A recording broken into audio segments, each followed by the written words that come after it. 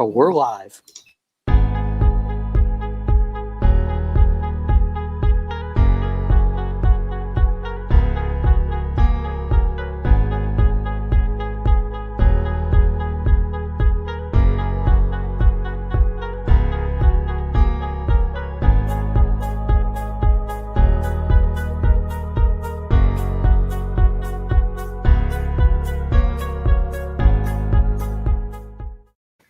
We are live. We are live. We are live. And we are back. As always, the On the Bump podcast. Tonight, we are doing it live. We are going to do it live.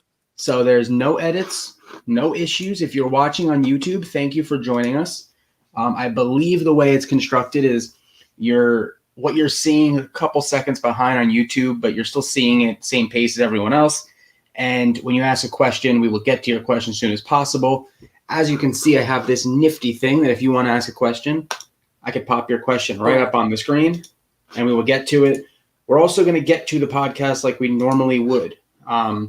Just come out of the gate with our usual topics, our free agent negotiations, everything we usually do.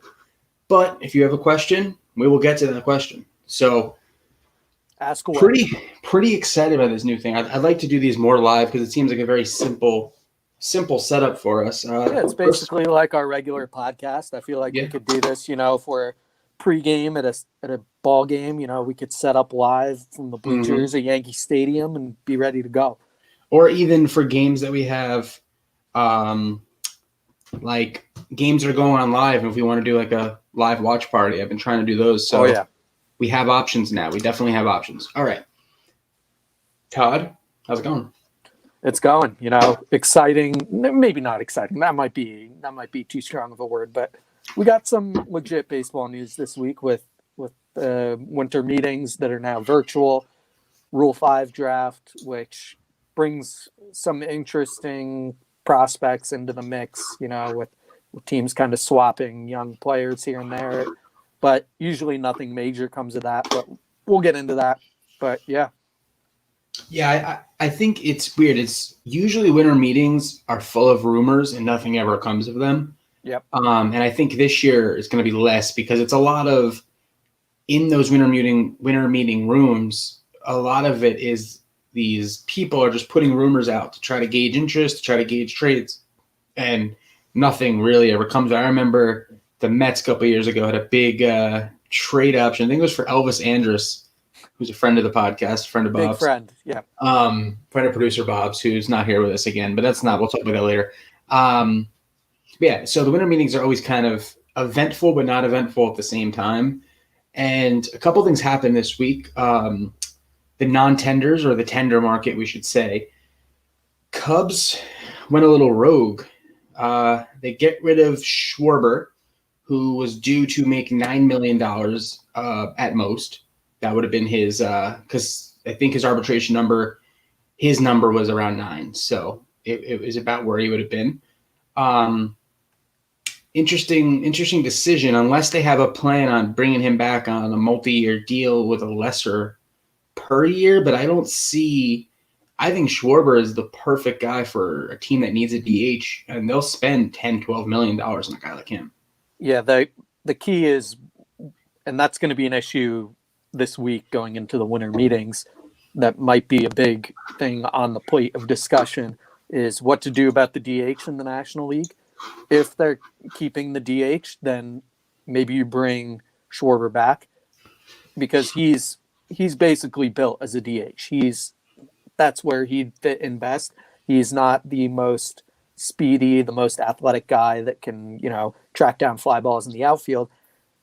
You could stick him at first base, but that's not really a natural fit. So, and they obviously have Anthony Rizzo. So it's a matter of where you can stick him in a lineup. And there's been a few rumblings here and there about maybe him being on the Yankees radar, which doesn't really make a ton of sense to me. I get that he could be like a DH off or another bat. He'd be a perfect bat for Yankee Stadium, but Giancarlo Stanton's the DH. Like that's not really changing. Yeah. I mean,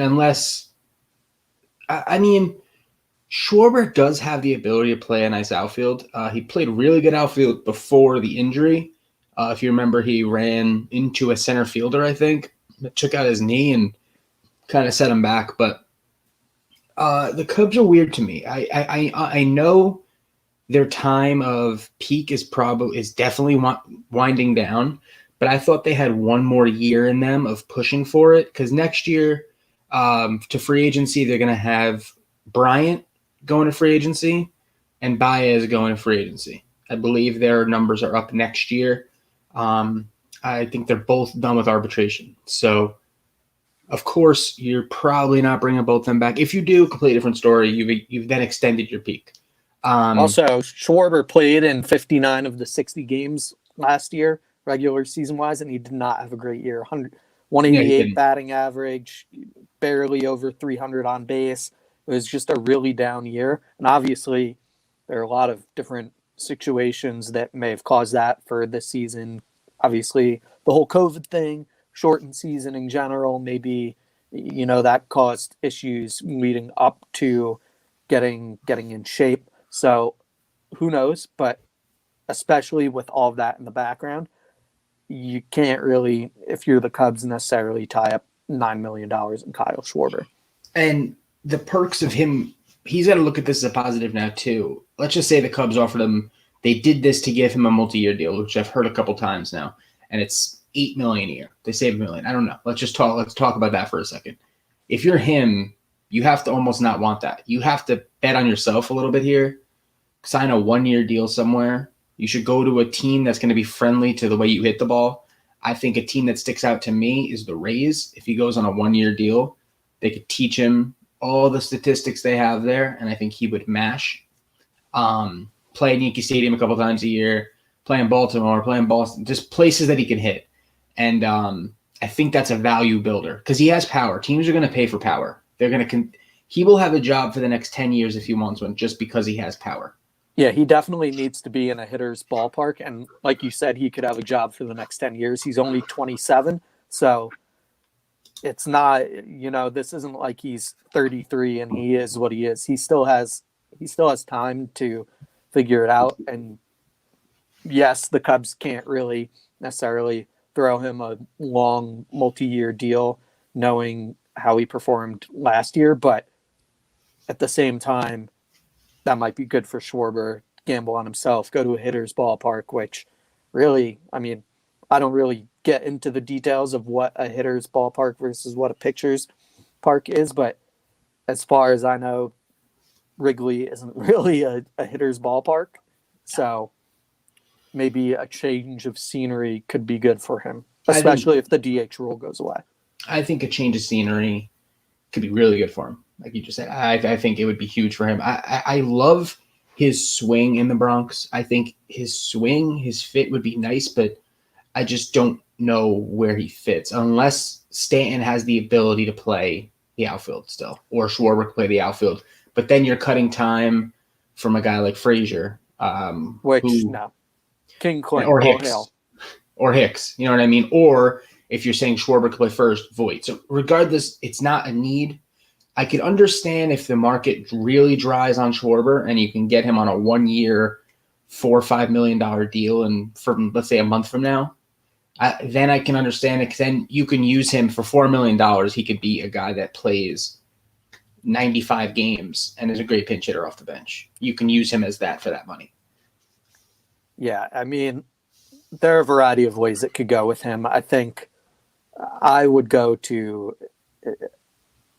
wait it out a little bit. Yeah. If I was him, especially wait through these winter meetings. We know a lot, not necessarily a lot goes down in these winter meetings, but teams start talking now. It's kind of the facilitator. Usually the winter meetings are kind of the moment that we go, okay, we kind of close the book on 2020 or the previous season, and we're starting fresh going into the new year, and teams are thinking about getting the ball rolling for spring training. So should be some interesting stuff to come out of this week. I think we got, although it seems like years ago at this point, I believe it was this week last year that the whole Garrett Cole thing went down. Yeah. I think it was either during or right before the winter meetings. Like days before. I mean, like not like I think it was very close, but or it started to escalate. You have a couple periods coming up. You have after these winter meetings are over, you have a 2-week-ish period before the holiday break. So teams take a break around Christmas. I believe not just teams. I don't think you can make a move the week of Christmas from that Monday to whatever the days of the week are for Christmas this year. You cannot make a move in that time frame. Same thing with Thanksgiving, I believe. A lot of sports do that. So the period is teams may rush to make a move before the holiday because then the moves get quiet and you could be looking at guys without saying it publicly still. They're going to be working. And then the period right after, because right after that, you're talking beginning of January, you're only about a month and a half out from reporting. Pictures and catchers mid-February. So you want to get your ducks in a row, and especially with everything going on, you really want to make sure you have your ducks in a row. So, and there's a big with the market. It's depending on these big name guys. So you're not going to see. Everyone talked about the interest the Mets had this week in James McCann, which I think at first I thought was real. Now I think it's a shadow for if they have interest in Real Muto, showing them that they have options. I think because I don't know, but regardless, I think it's going to take Real Muto to sign for any of the other catchers to get moving. It's going to take Bauer to sign for any of these other pitchers at his age to get moving. Besides Morton, of course, the market needs to set. Same thing with George Springer. The market's going to have to set by a big name guy, DJ LeMahieu, to get everybody else's numbers in the row. Because let's just say the Mets signed James McCann today they talked about a 4-year deal. So let's say they talk about a 4-year, $40 million deal, $10 million a year. And then, but let's just say, and then Real Muto comes out next week and signs a $28 million a year contract. Now you're saying Real Muto is $18 million better than James McCann? That's not probably. No. I don't think that's true. So that's why these guys who aren't the top guy are going to wait for that to sign. You saw that last year with Garrett Cole. You didn't see it 2 years ago with Manny and Bryce because they waited a really long time to sign. But I think that's what's holding it up right now.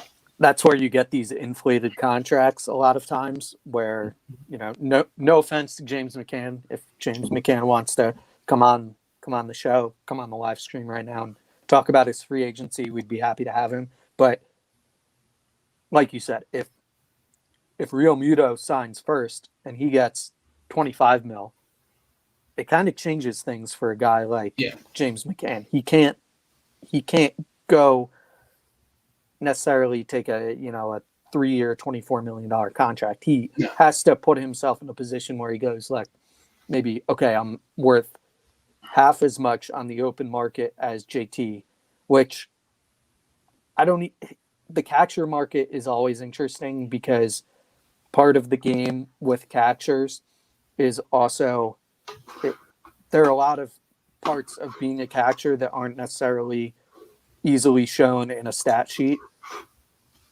How you manage a pitching staff, how you get along with certain pitchers. We saw this year with Kyle Higashioka on the Yankees. He kind of brought himself into the fold, and then the hitting came after because he had a previous relationship with Garrett Cole. They go back to their high school, basically Babe Ruth ball days where they've known each other for a long time playing whatever in the California leagues. So all of that plays into consideration with catchers, and you got to drum up the value the way you can, any way you can. And I think the Mets are in a spot too where I think the Mets in general control the market. I feel that strongly because I think a lot of teams are looking, a lot of agents are looking at Steve Cohen and saying, he's got all this money. Let's just wait to see what he offers us. So I think the Mets are going to have final say on a lot of guys. I think keep a couple guys out like a DJ LeMahieu. If he gets the deal he wants from the Yankees, he's not calling Steve Cohen and saying, what do you have for me? If he gets the deal he wants, he'll go back to the Yankees. But which, breaking news on the DJ LeMahieu front. What's that? Aaron Judge. Oh, God. On Aaron Judge's Instagram story, or on DJ LeMahieu's, maybe not his Instagram story, but DJ LeMahieu was pictured or posted a picture somewhere of him using an Aaron Judge bat. And then Aaron Judge reposted it, just playing the social media game a little bit. I don't think there's a question that DJ wants to come back. I just think he knows that his level of wanting to come back, the Yankees are going to have to offer him what he's worth. He's not taking a discount, I don't think. But as long as he gets what he doesn't need to get blown away. But if he gets what he deserves, I don't think there's a question he'll be back in the Bronx. I think the negotiations will play out similarly to how we played them out. Yeah, I think he returns still. We played them out that way. I think that was a fair way. But there's some teams that, I mean, the Mets are in a spot when you look at the catching situation. Yeah, we would love Real Muto. We'd even love McCann. But if we had a fallback plan to fall back on Wilson Ramos for a 1-year deal, and we still signed Springer, and let's just say we picked up Bauer, let's just say, you're putting yourself in a spot where Ramos is a fine 1-year deal. You don't have to overpay on a catcher unless you really like the guy. So I'm just excited as a Mets fan. I think the market, just the fact that we're in these talks, and every talk seems to be centered around the Mets. There was a report today that Bauer and his agent love New York, and they love the idea of coming to the Mets. So that is something that would. Yeah. I think Bauer gets done this week. I think it's coming to a head a little bit. I think you're hearing here and there things. I also heard today Andy Martino of the SNY. Oh yeah. He was on a podcast, and it's called Talking Mets, and they were talking about Springer, and he said the Mets are very, very in on Springer. He's the one I've told you that we've talked off the podcast multiple times. If I had to give you one person I think was coming here, it was George Springer. I think his natural fit amongst where he lives, amongst everything, it just makes so much sense not to happen. Blue Jays supposedly very in on him too. We know, he is the Connecticut Cowboy. Yeah, the accent, that was great. I think the Blue Jays are going to, much like our negotiations have been, which we'll get to in a couple seconds here. I think they're going to be in on a lot of players. I think they'll miss. I think they'll miss on a lot of those players, but I think the fact that they'll be in those discussions is a good thing for Toronto fans. But I don't think they get a lot of them unless someone's market comes down to them, per se. Like if, let's just say the Mets got Springer and Bauer. Let's say the Phillies really had no money, couldn't bring back a Real Muto. The market starts to lower into the Blue Jays facility. So we will see. One rule I want to say before we get into the free agent negotiations, as we always do, Todd likes to do accents. I am going to say now I will not allow Todd to do a Marcell Ozuna accent. No, today I'm playing the role. It's all business. Okay, I'm playing the role of, we are the Daily Sports Network. I'm the agency. I'm the agent representing Marcell Ozuna. Oh, so you're not the player anymore? No, I am the agent. Fair enough. We're all business. Fair enough. I think that's great. So we just said it. Marcell Ozuna is going to be our first guy today. Some of the ones we've signed already. So Trevor Bauer, we have him going to the Mets, 7 years, $230. I think there's an option at the end of that. House in the Hamptons included. House in the Hamptons. DJ LeMahieu, 5 years, $120. And that is I think that's straight. There was no option. I think that was straight. I think we settled that there would be no option there. Yeah. And I think a lot of that conversation is actually going on right now with the Yankees. Yeah, I think so. Back that year. Last week we had George Springer, 6 years, $190. That was definitely a 6th-year option, and I think it was a massive 6th-year option. Yeah. I think it was a $40 million 6th year. I think it came out to 5 years, $150. Final year, if he vested, would be the $40 million year. And then JT Realmuto, 6 years, $180 to the Phillies. That negotiation was pretty much the Phillies bidding against themselves, and they got it done. So proud of them. So this week we're going to have Marcell Ozuna and Liam Hendriks and possibly a third mystery guy. I'm not going to break his name just in case we don't get it. So we'll start with Marcell Ozuna. Todd's going to play the part of Marcell Ozuna's agent. Yep. All right, first call. Oh, this is also based off of, just for the record, this is based off of the National League having the DH, which I think is still going to happen. We're going to base it off that because I feel like for a guy like him, you have to go one way or the other. So Marcell Ozuna, we'll start first call. It's the Atlanta Braves. Todd, how's it going today? Hi, I'm Todd. I represent from the Daily Sports Network. My client, or maybe we do Paul Heyman. My client, Oh God. Marcell Ozuna. I don't think we need that. I think you, your client Marcel Ozuna. All right. Yes, So he was like top 5 MVP candidate this year. he was Was awesome. one of the finalists for the MVP award, or at least if he wasn't, I forget now. If he wasn't, he should have been. 29 years old. He's coming into his prime. He's had put up numbers year after year. OPS plus 175. Obviously, we all know as baseball experts that the average their OPS plus is 100. He finished 6th in the MVP race this year, which quite frankly is a crime. Led the league in total bases, led the league in homers, RBIs, and the National League side. All of it. Was Listen, healthy, played 60 games. There's not much of a bigger value in baseball right now on the open market. What's your offer? We appreciate Marcel so much. We had him for the year. We loved him here. We love what he did here. Came here on a great contract. We got the most out of him. And we think with the advancement of the National League DH is going to be awesome for a guy like him to do both things, play the outfield, play DH. So we're open to everything with him. We are open to a 1-year deal, a 2-year deal, a 3-year deal, a 4-year deal. Whatever Marcel's comfortable with. We do know he has a history of being comfortable with 1-year deals and short-term deals. Don't know where his head's at now. So our starting offer, we're going to kind of cut it here. We'll go 2 years, $50 million. So 2 years, $25 million per year, which is near double what he made last year. Guys, We think, yes. Marcel was one of the best talents in baseball this year. Better than George Springer was. And George Springer got 6 years, 190 from the Mets, and he's older. So it's hard for us to compare George Springer and Marcel. George Springer is a guy who can play the field 162 games a year. I played 60 games. Previous year, let's go back. Played 130 games In the field? 148. Well, yeah, it was in the National League and there was no DH. 148 in 2018, 159 in 2017, 148 in 2016. How many? So past 5 years, I've barely missed any games.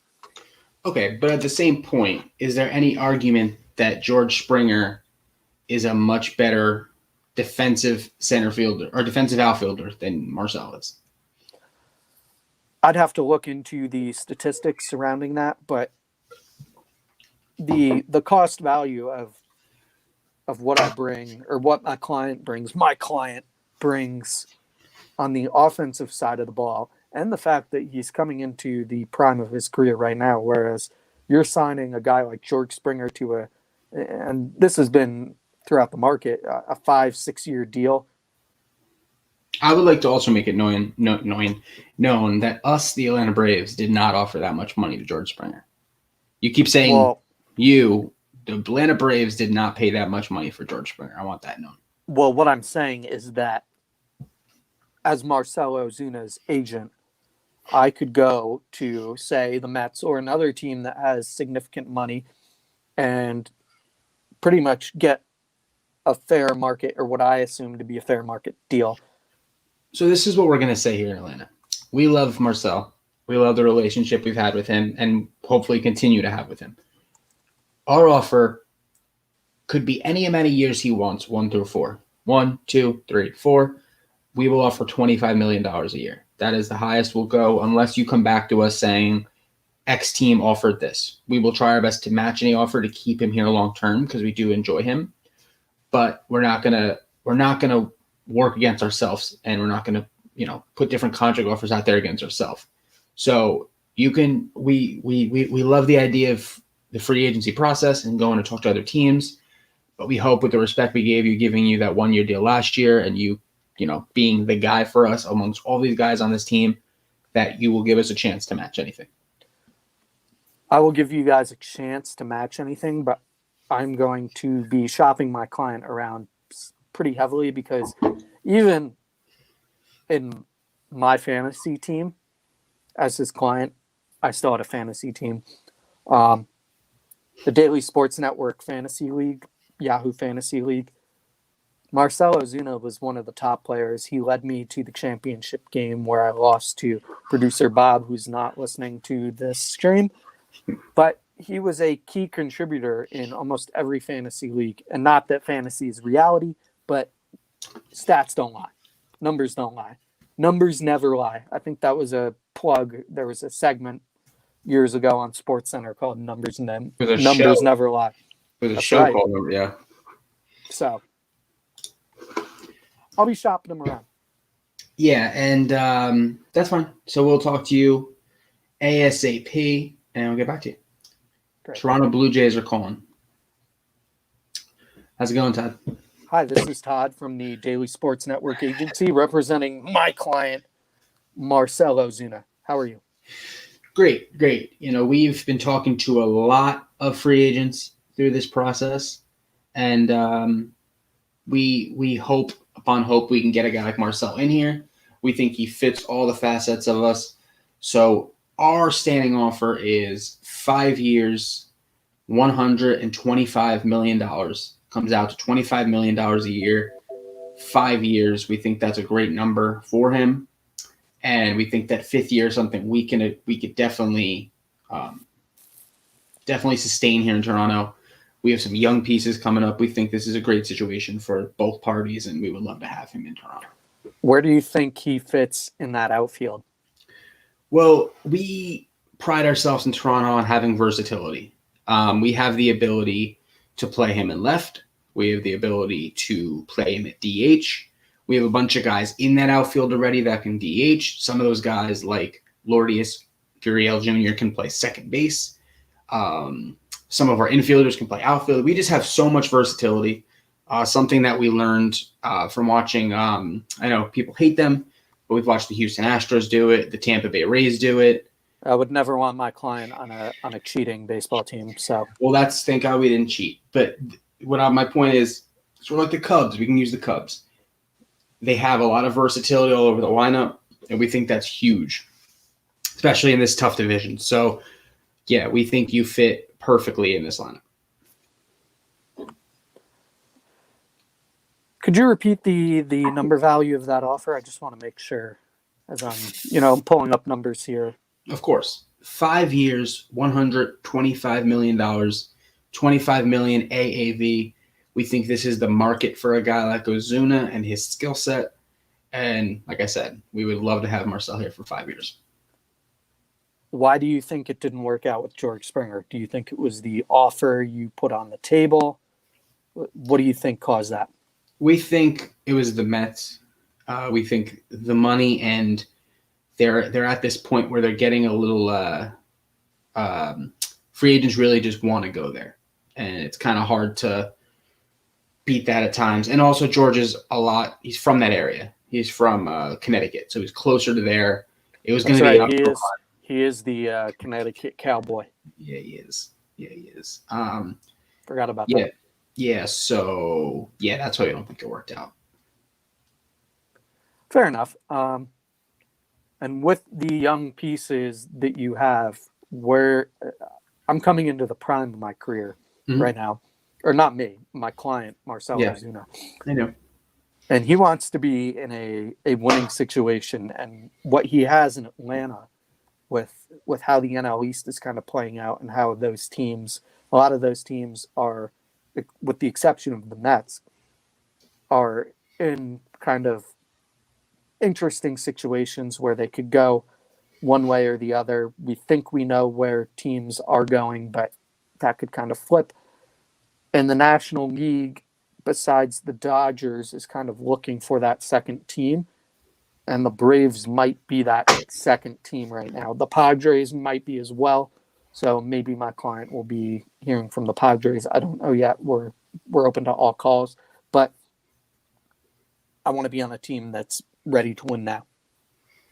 Yeah, and we think we're kind of there. We think as much as we have young pieces, we think we have the ability, if we add the right veteran pieces like yourself and like maybe another guy we can bring in at the pitching level or relief, to get us to that next level. So we think the young pieces are just ready for you to come in and we can really grow this whole process. Would you be willing to come up to an average annual value of $30 million? Without seeing an offer of that money, it's going to be hard for us to come that high. We would love to, but at the same point, we don't want to overextend in dollars based off of no other offer. Well, then I might have to call my Uncle Stevie. We'll say. These free agent players, you guys just can't call Uncle Stevie every time. I'm an agent. I will be true. at the winter meetings this week virtually. So maybe Virtually. tomorrow I'll have a call with Uncle Stevie, see where he's at. Okay, so 5 years, 125, and we hope to hear back from you, Marcel. Toddy. Absolutely. By the Yes. way, we were me as the Toronto Blue Jays. We were just watching Monday Night Football, the first game, and we were crazy to find out that the Washington football team just beat the Pittsburgh Steelers. So, Oh, wow, that happened? yeah, that was pretty wild for the Toronto Blue Jays to find out as we were on this call. Wow. All right, team number 3. The San Diego Padres are calling Marcell Ozuna. Oh, no. Well, technically. Todd, how's it going today? Hi, this is Todd from the Daily Sports Network agency representing my client, Marcell Ozuna. How are you today? We're awesome. We're awesome. We think the world of Marcell Ozuna. We love his style of play. We think he is a great player, and we want him here in San Diego. We think the perfect offer for a guy like him at 30 years old. We like the idea of letting you get to that next contract and getting one more out of it. So our offer is a 3-year deal worth $27 million a year. Would come out to 3 years 70. That's not right. 3 years 80. 3 years 80. And we think that is a perfect spot for Marcell. We think he likes the shorter term deals at times. And we think that is a perfect number for him. So we are open to talking about it, but we really think this is a spot that we can get the most out of him. I'm going to ask you guys the same thing that I've been asking every team. Do you guys think you're in a win now mode? Where do I fit in with the team as a whole? And kind of similar to another team that called me, the Toronto Blue Jays. You guys are young. I'm not sure if you're fully there yet. And my client is still being courted by the Atlanta Braves, where he was before. And they're in a pretty good situation where they're built for sustained success. Listen, we think we're right. We think we're there. We made the playoffs. We played a tough team in the Dodgers, and we fought hard in that series. We did. We got the nickname of Slam Diego last year, which was it was a fun summer if you had the chance to watch. We had a blast with it, and we think Marcell would just do wonders with this team. And, yeah, we think we're there. We think we can compete with the rest of this division, especially Rockies, Diamondbacks, those kind of teams. We think we're right there with the Dodgers. We think the guys we brought in to pitch, we just think we're there. So, yeah, we think we're ready. Yeah, just a lot of things that have been brought to my attention in terms of questions about my client's defensive abilities. Last year, in terms of total WAR, which obviously total WAR is a combination of D-WAR and offensive WAR, he ranked 14th in all of baseball. That includes pitchers. He was ahead of guys like DJ LeMahieu, guys with better reputations. Even guys like, you have Gold Glove winners in there like a DJ LeMahieu. He was on par with Manny Machado, Mike Trout, Jose Abreu, DeGrom. He was one of the premier players in baseball last year. and he's coming into the prime of his career. And I'm just not completely understanding why he's not getting an offer like a guy like George Springer would be getting, who doesn't show up in the top 30. Yeah, we understand that. Again, we didn't make that offer to George Springer. So George Springer ranks 42nd in WAR last year. like we said again, we're dealing with the client we have in front of us. And we can't control what Steve Cohen he decides to do. He's a wild child. He's the wild child of the owners, and we can't control something like that. Well, maybe, just maybe, Uncle Stevie pulled the trigger too soon. Maybe he set the market too high. You could tell him that if you like. I will call him up and ask him what the deal is. For us in San Diego, we think a 3-year deal with 27 AAV is a great number. We can even come up to the 4th year. We can come up to 4 years if you wanted to. That would come up to 4 years, $108 million, I believe. Interesting. I'm listening. So 4 years, $27 million a year is the point, and we think that's a great number for you. So 3, 4, even if you want to take that 27, or honestly, we know you love that number of 30. You keep talking about that number of 30. So if you wanted us to get a $30 million deal, we could do a 1-year deal for you. And we know you like those. You've done a few of those. So if you want to make $30 million for 1 year, we are okay with that, and we can give you 1 year at 30. I'm at a time, I think I couldn't have had a better year necessarily than I did last year. Yeah. Statistically, in terms of my team, also, obviously we didn't win the World Series, so maybe not the best possible, but I was a key contributor on a winning team, a team that won their division and pushed the eventual World Series champions to the brink. We gave them arguably their biggest fight in the playoffs. So, with that being said, I'm in a position where I might want to cash in and have not necessarily a 5 or 6 year deal because I'm still 29. So another deal could be a contract within my prime. So I'm thinking in that 3-4 year range. Okay. And yeah, I mean, we have no problem giving the 3-4 year deal. We just it won't be the 30 million AAV. We think you cutting back the $3 million per year is going to buy you the insurance of the extra years. So we have all the options on the table for you. If you want 27 million a year or 27 million a year, it would be 2, 3, 4 year deal. $30 million we could do for 1 year. We could sign that today. So that is your call.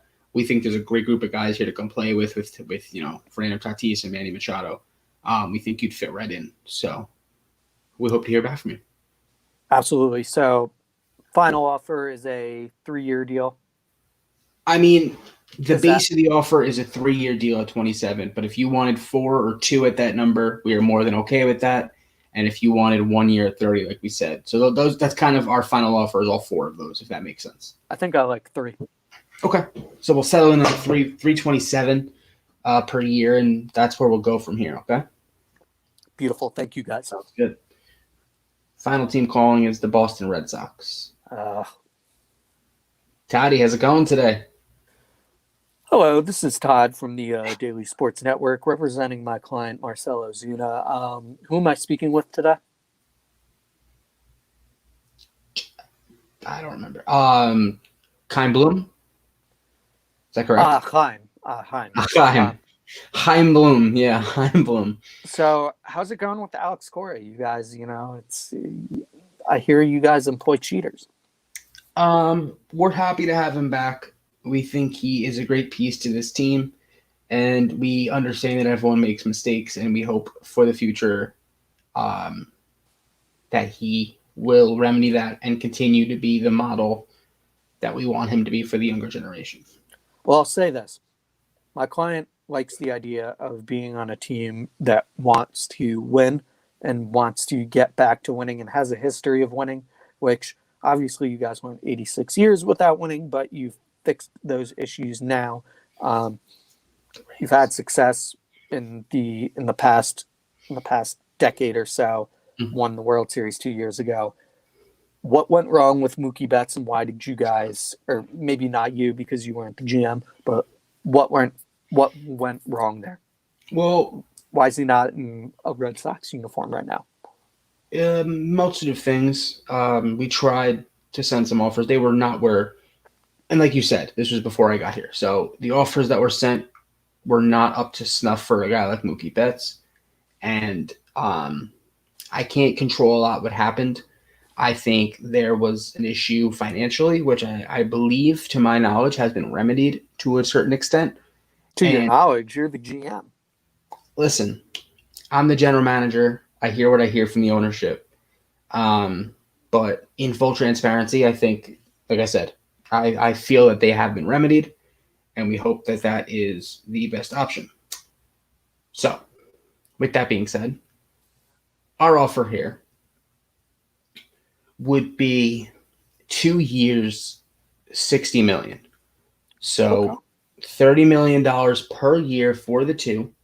And we like the short term just based off of what we have going on with the team right now. We're going to have to sign some bigger deals soon. Again, and we'd love you to be part of this. And we'd also love to throw in a third-year player option or a vesting option.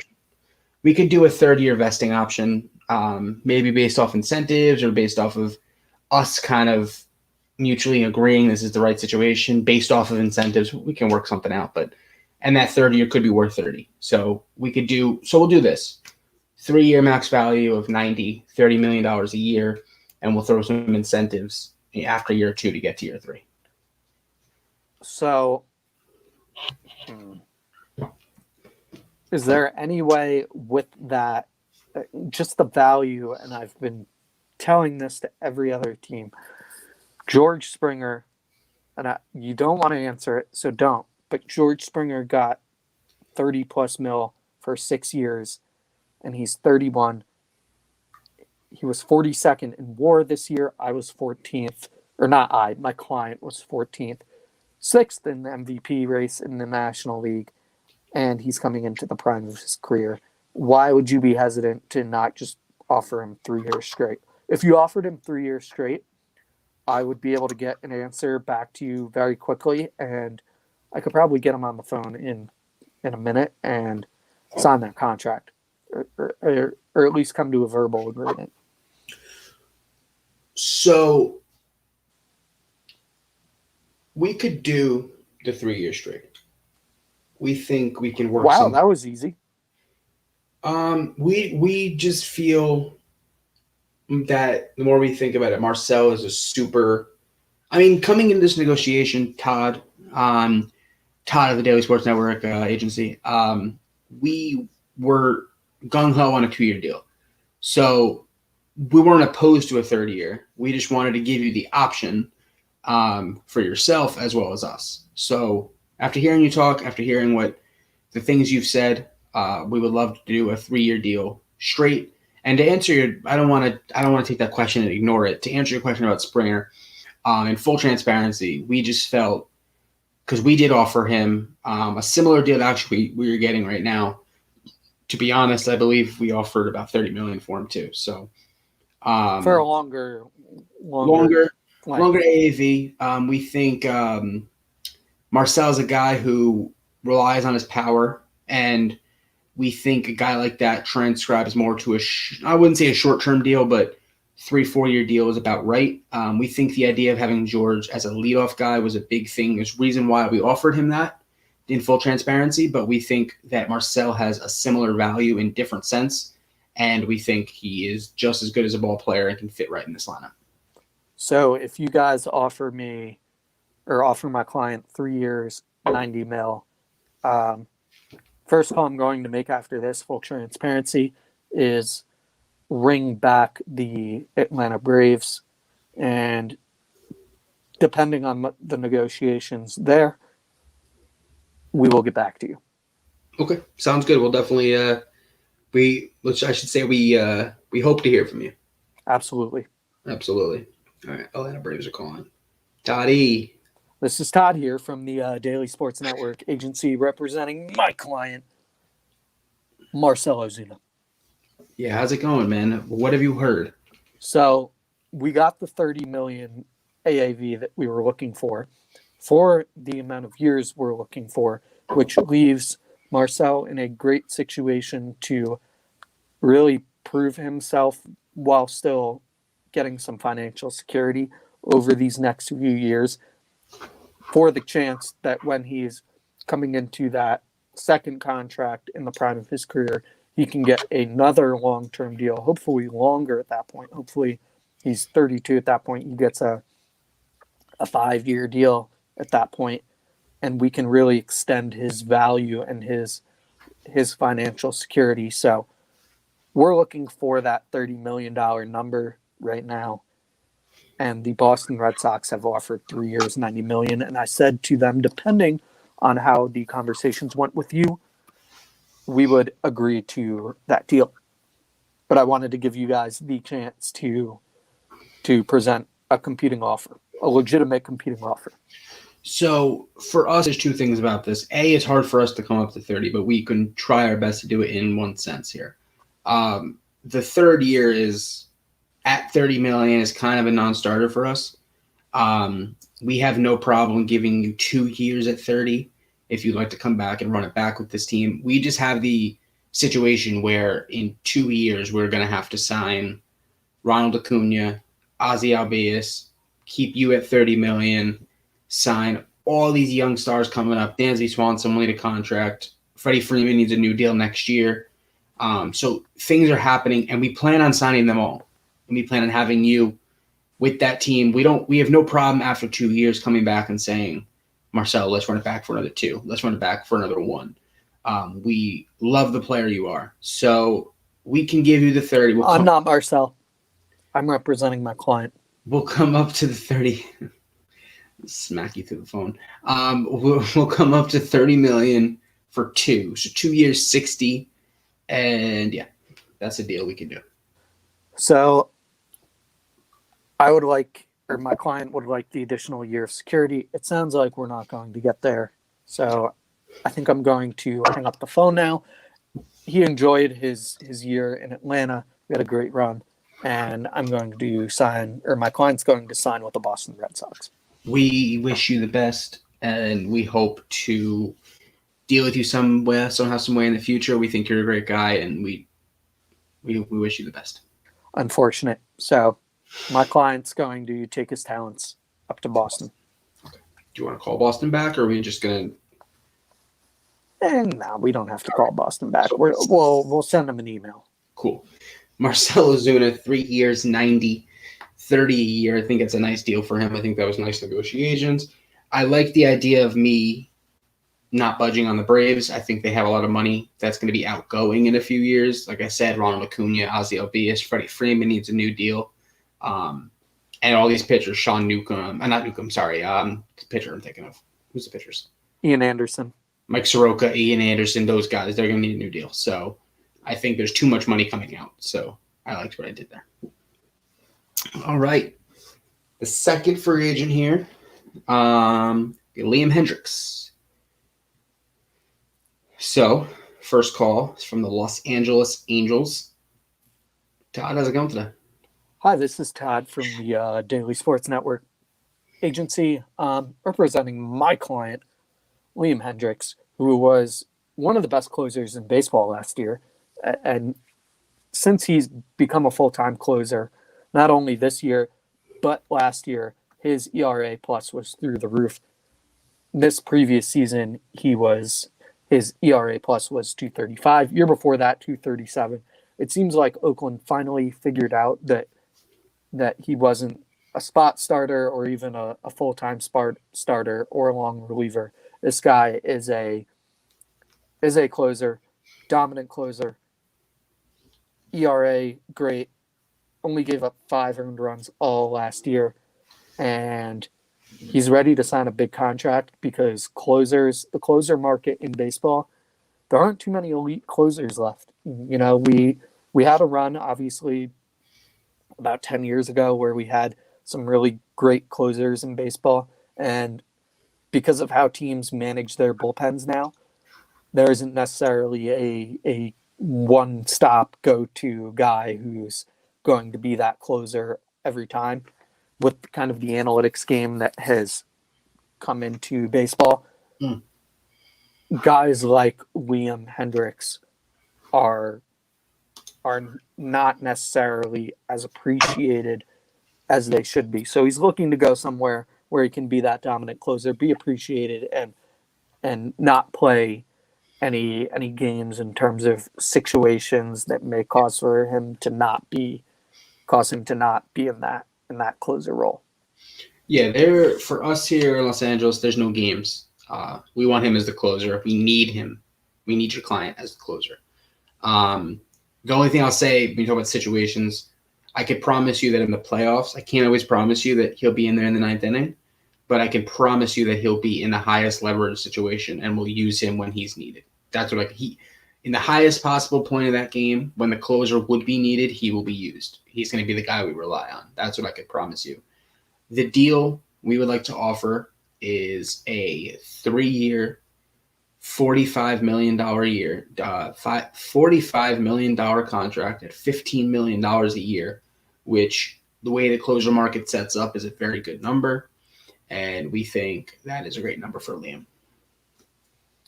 Yeah, I mean, I think that's a great number too. I think the market for my client is going to be, in terms of the dollar amount, is going to be pretty competitive just because I'm the only legitimate closer on the market. So if you're a team that is looking for that piece, I'm your only option unless you trade or try and get a guy within your organization to become that, which is tough for a guy to do unless they've had that experience. The only thing we'll say is, yeah, we completely agree with you talking about the market completely, because if you look around the league, a guy like Brad Hand got waived, or non-tender, whatever the thing was. It was waived because every team had a chance at him at $10 million, and I think Brad's a guy that could have been worth that, and they decided not to. So I think that tells you where the market's going a little bit. I think a lot of teams aren't necessarily using a main guy as their closer. That's not what they're employing at this point.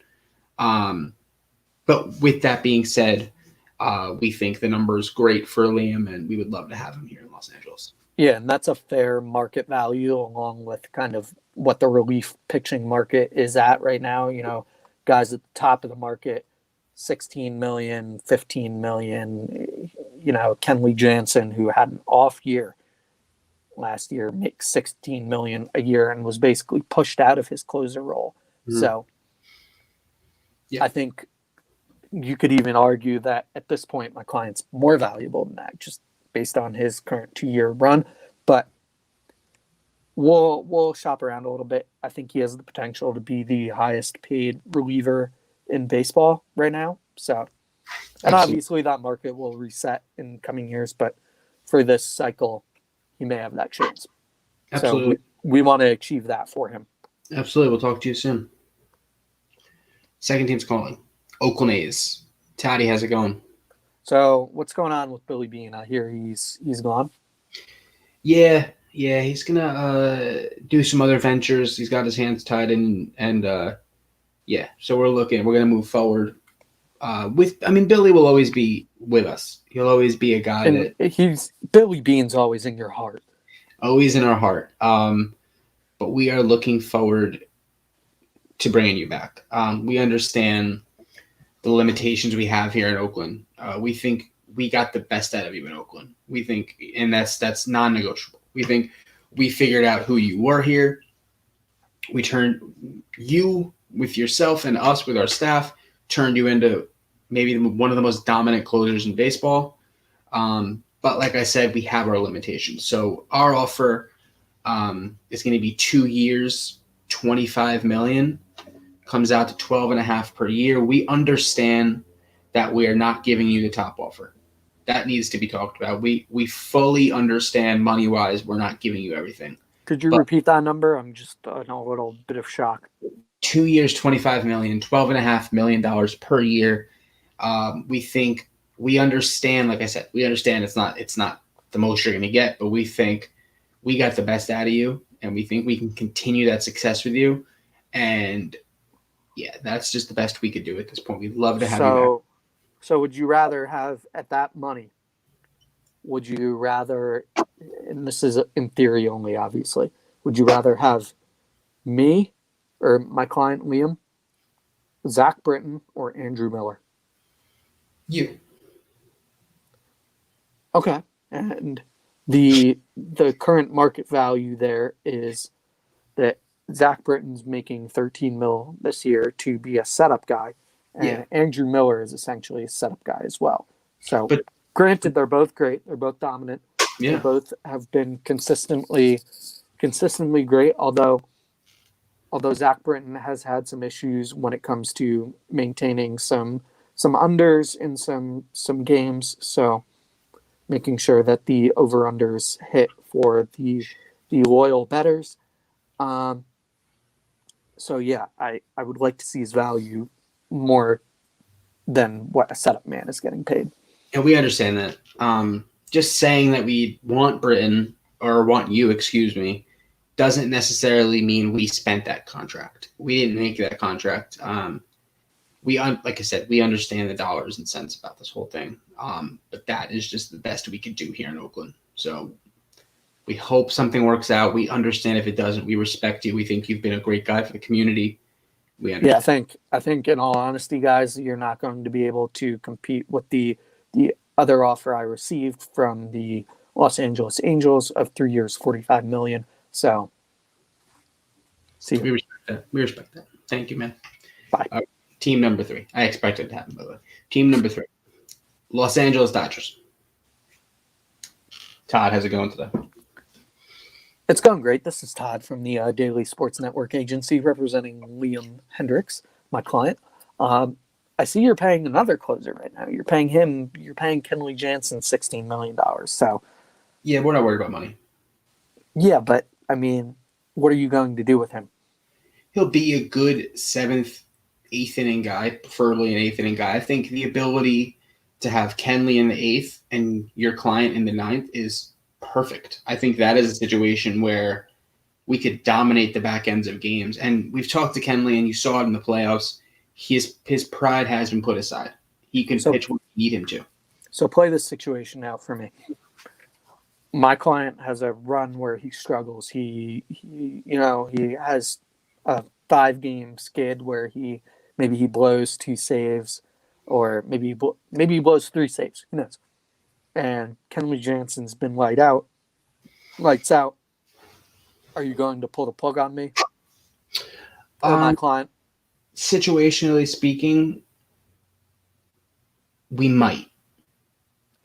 See, That's the full transparency, and I think any team that tells you they wouldn't is lying. true, but if you're paying a guy to be that dominant closer, you want to give him a chance to figure things out. And the fact that you guys didn't let and I understand it's the playoffs, but you didn't really give your guy a chance to figure it out. I don't know. I don't know if it feels right here. And I understand that. I think we like to ride the hot hand. We like to put guys in the best situation to succeed. And if that means the 6th inning of the game, bases loaded up 2 is where we need your client, we're going to use your client there. And we want to use him in the best possible situation.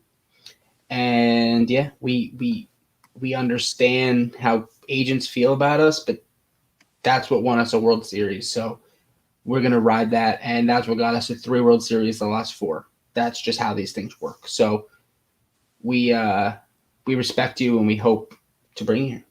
Yeah, I'm looking for my guy to be the top paid, one of the top paid relievers in baseball, and also be in a situation where he's the undisputed closer. And kind of the situations that are playing out in the Dodgers organization with how you've treated Kenley Jansen after giving him a big contract, it doesn't sit well with me. or my client. Yeah, that's very understood. Our offer would have been 2 years, 30, so it would have been 15 a year for 2. We think we could have had a deal here, but if you don't like the way we do things here, then that's fine also. Yeah, I think I'm going to have to regrettably pass here Sounds on good. this. So Yeah, sounds good. Ta-ta. All right. Final team, San Francisco Giants. San Francisco Giants calling Todd. Hey, Todd, how's it going today? how's it going, guys? As you know, my client's looking to be the highest paid reliever in baseball. You guys are in a situation where there are a lot of teams in the NL West. Not a lot of teams. There are 2 teams in the NL West who are coming into a spot where they could maintain a level of dominance at the top of that division for years to come. And you guys are used to winning. And my client wants to be in a position where he's in a winning situation and is the undisputed closer. So I think this is a situation where that could happen. You guys still have Buster Posey and guys lined up who you have money tied up to. And I think the history of the Giants franchise is one that wants to win and doesn't really necessarily look at rebuilding or necessarily going full tear down. It's more of a retooling. So Yep. I think Liam plays well into that. Yeah, we think this. Actually, we think it's a great fit. We just missed the playoffs last year in a surprising year for us. We were 1 game under 500, which was awesome for us. I feel like we started a foundation here with certain players like Mike Yastrzemski. We thought they had great years. Donovan Solano was a great sign. I think the coaching staff has a good way of getting these guys ready to play. We think we need some help on the back end. That's not a think, that's a no, that's a need. We understand that. Our offer for you is 4 years, $60 million, $15 million per year. We think that is fair market for you, and we think you could be the guy that, without a doubt, whether it's game 1, game 2, game 3, the 3rd game of the regular season, a Saturday in March or April, whatever month, we think you are the guy in the 9th inning. There's nothing that changes that, and we will ride you until you break. Yeah, guys. I mean, that's what I'm looking for here. You guys also have a decent pitching staff as it stands right now. Yeah, I think I'm pretty much. This might be the deal for me. I got 3 years, 45, or my client got 3 years, 45 from the Angels. So I think this adds that 4th year. I question the Angels and their ability to put together a winning product, and the track record of the Giants in terms of putting together a winning product is a little stronger. So I will give my client a call, and I think this is where he will end up signing. Absolutely. We're very excited about that. We think, like we said, we think it's an awesome fit. So we look forward to it. Great. So you calling the Angels, or are we just going to Nah, send them an email? send him an email. All right. So Marcell Ozuna to the Red Sox, 3 years, 90. Liam Hendriks to the Giants, 4 years, $60 million. I think that's fair value, and I think the Giants are a great fit for him. Yeah, I mean, I'm looking at their pitching rotation. Their pitching staff, in terms of their starters, weren't terrible. A couple high ERAs here, but a couple decent ERA pluses. Their closer was god awful. Yeah. 10 ERA. Who are they using? Reyes Maranta? It says Trevor Gott. Trevor Gott, yeah, they were using Gott. Yeah. who's- I think no matter what the team is, anyone can use a nice closer to finish the games off. and none of these guys are. It's not like he's coming in and replacing a dominant closer here. These are Giants are a team with a pretty glaring hole there. So I think the deals make sense. Absolutely. That's it for the mock negotiations. Oh yeah. That is it for the mock negotiations. As always, after the mock negotiations. Actually, this may be throwing something at Todd here, and we are live, so I hope he could just roll with the punches here. We always do our hot takes or Oh boy. hot thought process, what do you want to call it? I'll start it off. And this is, I'm going to say there's no advantage here because I just thought about this. He said the word hot take before, and it hit my brain that I wanted to do that on the episode. So I'm kind of flying off the cuff here too. I believe Todd said one before. I don't know if you remember saying it, but he could just recycle that if he really wanted to. I would like to. You know what? Then you go first. If you're going to recycle, then you go first. Sure. First hot take: Trevor Bauer signs with the Mets. Happens this week. Whoa. I don't know if that's necessarily a hot take, but that's what's going to happen. I would say this one for me is a lukewarm take, but it's a take. The Mets will sign Albert Almora, who was non-tendered by the Cubs, to replace the Juan Lagares, Jake Marisnick role in their outfield. Good defensive guy and could play late in the game. The Mets love to make defensive switches in the seventh inning to play defense. So I think that is my take. He signs with the Mets. How many of these do we need? You catch me off guard with these. We'll do two. Just give me one more. Hot take. I have my second one, so I'll go and then you can go. Yeah. Give me a second.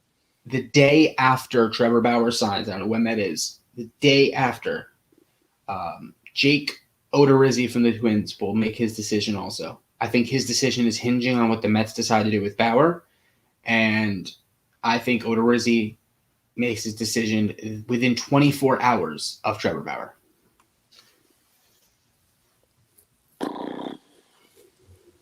I will say White Sox get off to a terrible start.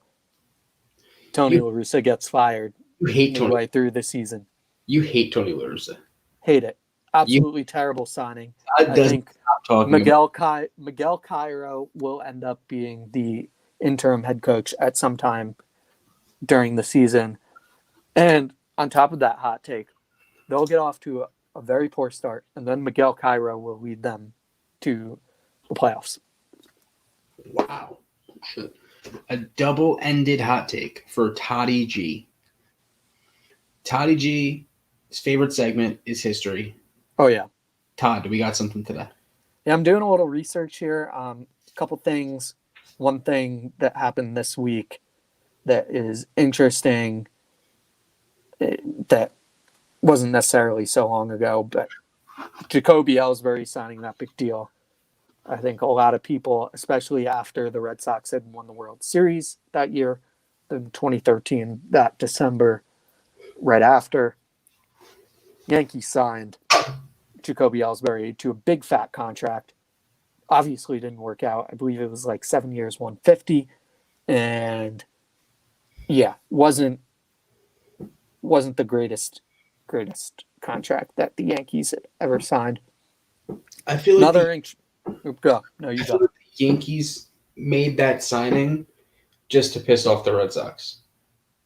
Pretty much, yeah. And that was one of those signings where I think the Yankees were still in the mode that they could fix everything with money, and it obviously didn't work out. Well, that was the year that they decided. I mean, hindsight is whatever. Who knows what the trajectory is? But that was the year they decided upon signing McCann, Ellsbury, and Tanaka instead of bringing back Cano. Which Hindsight, McCann, who knows what happens with Cano? We can't really play that game, but yeah, you could play the other three guys. McCann wasn't a terrible signing. That worked out in the short term. Mhm. Other interesting one here: Mets and Expos agreeing on a deal in 1984 to bring Gary Carter to the Mets. The kid. Obviously, Gary Carter, right? The kid was a big part of the Mets World Series team in 1986. So There were so many key moves in that 86 run. I mean, leading up to it years before, that led them to that, whether it was Gary Carter, whether it was Keith Hernandez, whether it was Howard Johnson. And they brought every player they brought in just fit that role. If you watch that 86 Mets team, they were very, in the best baseball term possible, they were very physical. They were very, like, there was times where if you slid too hard into third base and Howard Johnson didn't like the way you slid, he would just attack you. And that was just the way they played back then. They'd take their 1-game suspension and they would move on.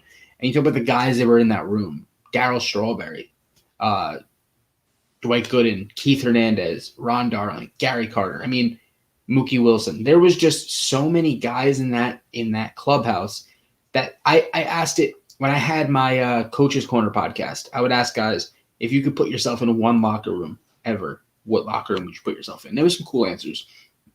If I would ask on this podcast, it would be that locker room. I think the fun they had off the field is something we won't get into in a podcast, probably rated R. Oh, that team was probably, I can't even imagine what went on in the 80s in New York with a team like that winning. And winning. It was probably the 77 or 78 Yankees on steroids in terms of what went on. A team in New York in the 80s by itself is going to have a blast. Now imagine you add winning to that. Yeah.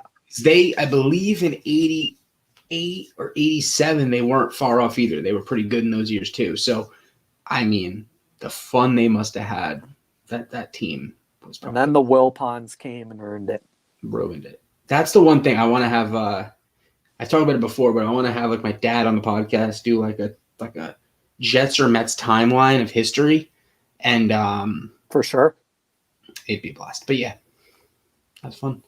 One more bloated contract that happened. Red Sox in 2010 signed Carl Crawford to 7-year, $150. So, kind of a ridiculous. Not kind of. That's a very ridiculous contract. Well, that was that the year they signed Adrian Gonzalez too, and none of that really worked. They aborted really quickly and somehow rebooted everything in time for another World Series run, which you could see something like that. That's kind of been the Red Sox MO the past 15 years, where they're good for 2 years, really, really bad for one, good for 2 years, really bad for one. Just, I think from a money standpoint, they kind of don't. They're not necessarily in the Yankees, Red Sox, Cubs, or Yankees, Mets, Cubs echelon of money, but they obviously have one of the biggest payrolls, so they do have money, but I think their ownership kind of plays the game year in and year out with structuring those deals. And I think they've learned. They're the truest point of the word retooling, where they take that year and kind of retool what they have, and they come back usually pretty strong. So there's a part of me that really thinks this year could be very good for them, but I guess we'll wait and see what they do before I say anything more about that. But Carl Crawford, one of my favorite players in MVP baseball 2005. If you could perfect the bunt, just bunt single down the third baseline, get him to first, automatic steal. It's over. Yeah, Carl Crawford was fun. And I think what happened with Carl Crawford almost ties in to them not re-signing Jacoby Ellsbury. Right. Similar player in some facets. They learned sooner than the Yankees did. Yeah, I think that's part of it. And you look now, that kind of player isn't getting that kind of money. No. I don't even know what you can compare. Like, it almost compares to a younger Brett Gardner in a way, but Brett Gardner has more pop than those guys did. I feel like Jacoby would be like Jackie Bradley Jr. Yeah. Right now. But the game for that kind of guy has changed so dramatically. Right. Where those guys now are just kind of like that fourth outfielder role that play very good defense, can come off the bench and steal bait. Like, it's so different how they're used compared to just 10 years ago. And Jacoby had a great run. I think if he stayed healthy, he would have been still a positive contributor. But didn't he finish like second in the MVP voting? Yeah, 1 year he was like... Yeah, right before he signed. The year... Yeah. Yeah. And it's just crazy the way the game has completely turned on those kind of players and just switched into but really we're at a point where any smart team or team that thinks they're smart can make a move on any player they want and turn it into what they want. Like, there's no specific position or specific player that's getting the money over another position right now. Right. A Jacoby Ellsbury can be pretty much any outfielder can be in the right system, can be worked into a Jacoby Ellsbury. It's a matter of can you guys or what guys can get. It takes talent to get beyond that. Yeah. Not that Jacoby didn't have talent, but the game has changed so much in the last 5 to 7 years that he wasn't necessarily in situations where they looked next level to see how he could improve in those areas. Absolutely. That's another version of History with Toddy G. Oh yeah, And that is another version of the On the Bump podcast, our what a first show! live podcast. And we hope as we get more into this, we will be able to dive a little more like with you guys and talk a little more amongst you guys, maybe have some. We have the perfect. I want to give a shout out to StreamYard, which we used for the first time today. Shout out StreamYard. They were awesome. It's the ability to add someone in here to interview for us as well if we would like to. It just gives us so much more flexibility. We're definitely going to do this more. It's easy enough for me to turn these into YouTube videos as well. So it all works out. So Todd, thank you very much. Always a blast. And you guys will see this as always on Wednesday. And College Football Unmasked this week has a big guest coming on. I spoke to our boy Ty Hayes today. If you haven't checked out College Football Unmasked yet, it's a great show. Doing great things over there. They have a big guest, I would say, from the Twitter realm coming on Thursday or Friday. I think they put it out Thursday. I think he had an issue this week, but Thursday is where they'll come out. So look forward to that. Look forward to the On the Bump podcast. Look forward to all the other content we're coming out with. And coming up soon, we will have some merchandise for the On the Bump podcast. Oh yeah. We will open that store up and throw some. We have not thrown On the Bump merchandise out yet, so we'll be doing that. And yeah, enjoy your weeks, enjoy your weekends, and stay safe. Thank you. Open call to any contributors in the baseball world in the Twitter sphere who want to come on our show right now or right in this format and start the conversation Absolutely. next week. Thank you guys so much. We'll see you soon.